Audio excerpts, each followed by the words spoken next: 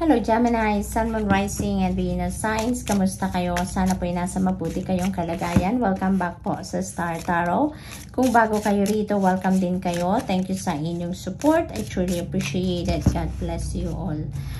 Mensahe ni Gemini sa ngayon ay August. Ayan. So maybe may plano kayo sa August this year, 2024. Maaring meron kayong importanteng gagawin dito sometime in August, no?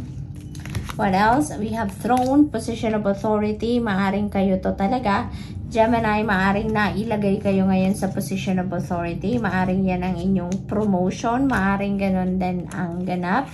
Or maybe you're going to deal with someone na nasa position of authority. Maaring meron kayong usapan, meron kayong i-discuss, no? Regarding some matters, no? There are going to be chain of events that will affect your life dito, no? So, maaring yan ay patungo dito sa August na event or maaring din na hiwalay, no? Maaring itong mga event na to that is going to affect your life, maybe ano yan, parte yan ng mga conversation na gagawin ninyo, resulta siguro ng mga pakikipag-usap ninyo dito sa person of authority, no? So, what else?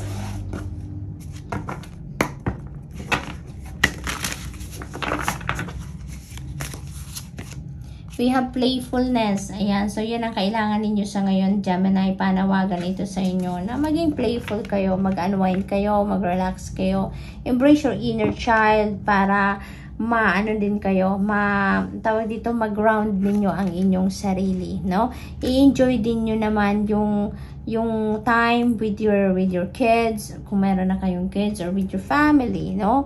Friends, mga ganon. Hindi, parang ano lang ito, invitation sa inyo para mag-unwind kayo. Hindi lang yung puro focus kayo sa trabaho, sa career, yung ganon, no?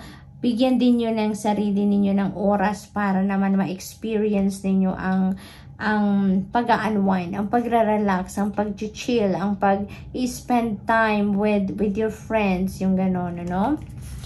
Para mabalance ang inyong sarili. Ang iba din sa inyo dito is going to do some kind of retreat, no? Maybe, ano din, ito din yung gusto ninyong gawin, no? Magmuni-muni kayo, magkapag-relax kayo. Kasi this is very relaxing then. This is going to renew yourself, no, Gemini? Kaya maaring ito din yung kailangan gawin ng iba sa inyo dito, no? Para malinawan ang inyong kaisipan, no?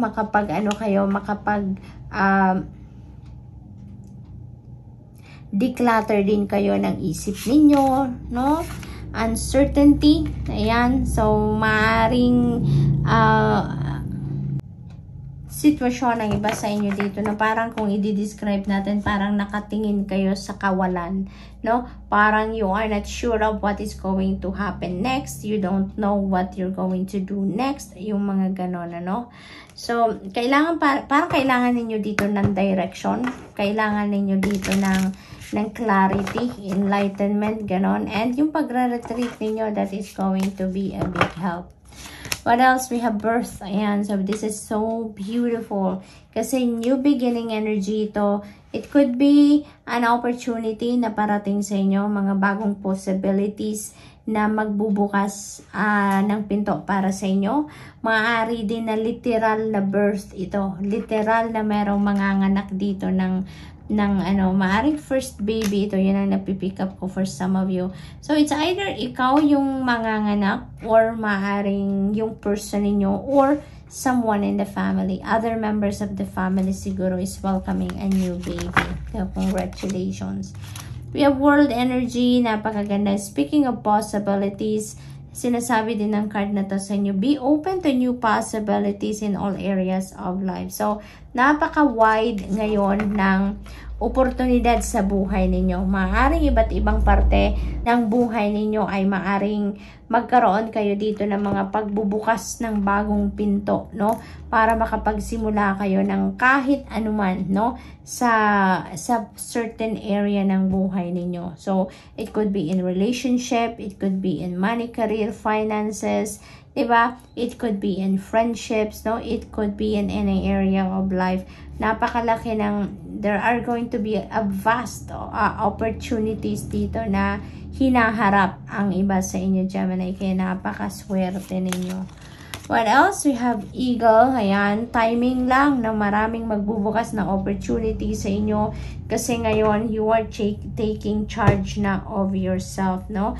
Ngayon, parang buong-buo na ang inyong loob, napakataas na ng confidence level ninyo at handa na kayo ngayon i-embrace ang kahit anumang opportunity na dadating sa buhay ninyo. You are ready to spread your wings and soar high, no? Wala kayong ngayon, wala na kayong patumpik-tumpik pa, handa na kayong magtagumpay. Kaya ganyan ang nararamdaman ninyo, kaya bubuhos din ngayon ang mga opportunities and possibilities, no, sa buhay ninyo.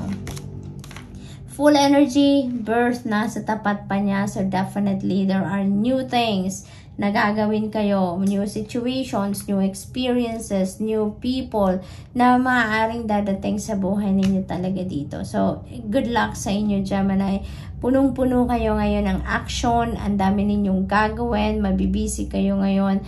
Action-packed, no, ang buhay ninyo sa ngayon, kaya good luck po sa inyo. What else? We have strength. You may need to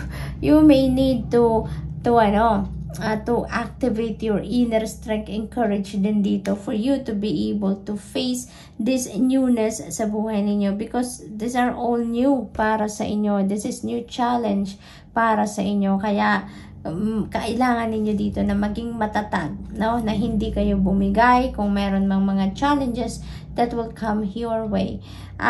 Dahil din sobrang busy ninyo dito, no? You may also need your physical strength then. So, make sure na you are also ready for this newness na parating sa buhay ninyo, no? Physically, mentally, emotionally, and spiritually fit and ready kayo. Dapat.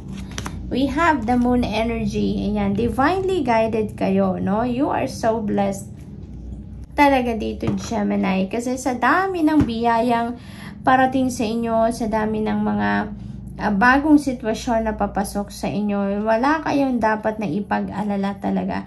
You have nothing to fear, you have nothing to worry about because you are divinely guided. Ang importante lang dito is for you to access the divine guidance nang sa gayon you will be on the right track at all times. No? Gagabayan kayo dito. Along your life's journey, you will always be shown the right way. No? Kaya, napakahalagang lagi ninyong papakinggan ang bulong sa inyo ng iyong intuition.